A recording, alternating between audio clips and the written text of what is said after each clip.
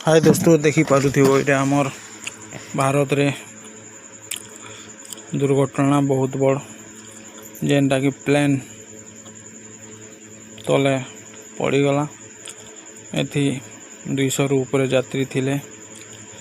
एटा एंता तो नहीं हेबार कथा जे कोनोसी किछि गुटे पाकिस्तान रो हाथ थिवा सेति लागे एडकी बड़ घटना हैला आउ विमान अगर नसबार कथा